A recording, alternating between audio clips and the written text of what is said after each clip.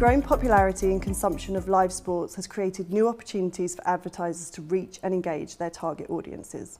Streaming apps are now offering live coverage and sports-related content. Sports viewers are shifting to live sports via streaming apps and channels. Sports fans have always been a valuable audience to target, and now this is possible via streaming apps. Streaming apps are now competing with sports channels that we've more traditionally seen via cable and satellite. Viewers are happy to access this content across multiple streaming apps, whether that's a combination of paid subscriptions and free to access. They just want to be able to watch the sports they love. When we think of live sports content, we may traditionally only think about football, rugby, golf, or seasonal sports like tennis.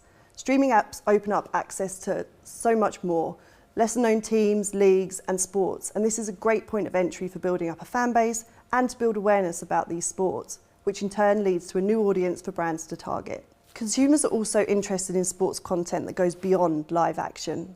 There's an increase in production in documentaries and dramas surrounding sports and sportsmen, and this pulls in huge audiences. And again, this is a new opportunity for brands to potentially diversify their audience compared to something like a standalone sport. In Europe, we have seen that sports rights are more fragmented, and this is giving streaming apps an opportunity to create environments for brands to advertise against, which is also something that they've never had the opportunity to do before.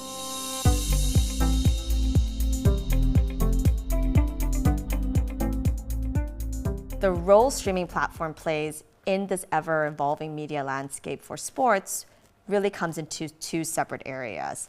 Firstly, live sports. Historically, broadcast rights were really sold to one or two local broadcasters or pay TV operators. In the past few years, we've definitely seen a bidding war with the leagues and trying to get the most money as much as possible.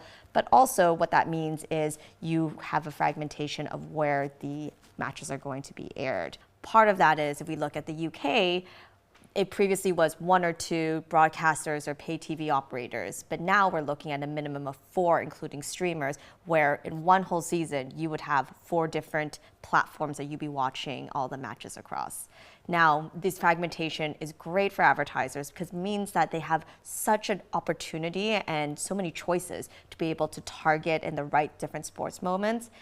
From an ad delivery perspective, live sports and running live sports programmatically is really, really nascent here in Europe. Obviously, we've seen it grow in the US and it's been, very successful there, but it is starting to grow as it's been the year of live sports. And I think that's going to continue as more streamers are really investing in this space. Secondly, would be sports content. We've seen a rise of sports documentaries and sports docuseries in the recent years. Streaming platforms really lend to the growth and popularity of this because I think it does 2 things. One, it tells really strong stories with big personalities, and what it can do is offer new fan bases. We've seen the success of this in motorsports as an example, where their fan base could have been skewed to older males. Now with their docuseries having multiple seasons, it's really driven their fan base to have multiple, genders as well as age groups. Second to that is what it does for the streaming platforms. It drives subscriber growth. So Nielsen did a report and it said that 1 in 5 subscribers are driven by the sports content available. Now, with diverse audiences, it really lends to non-endemic brands being able to target audiences within sports.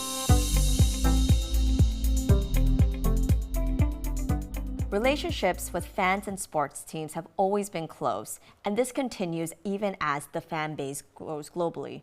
We've seen teams, leagues, and federal associations evaluating and investing in strategies to be closer to their fans. Some of these are investments across direct-to-consumer apps or leveraging streaming platforms, whether that's having exclusive interviews and content, and of course, live sports. For the direct-to-consumer apps, they're not behind a paywall. They're really making sure that they're able to service out their wider base audiences globally and using advertising to be able to fund for that.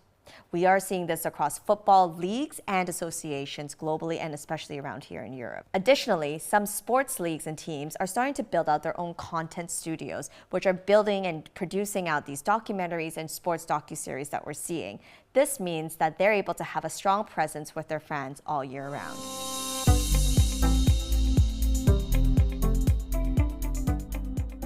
Technology is adapting to the live sports experience. In a live environment, there is pressure to smoothly execute across content and campaigns. In a live environment, we see spikes in traffic from various distribution points, and these need to be managed effectively. Technology is evolving quickly to meet and exceed the demand of advertisers and viewers.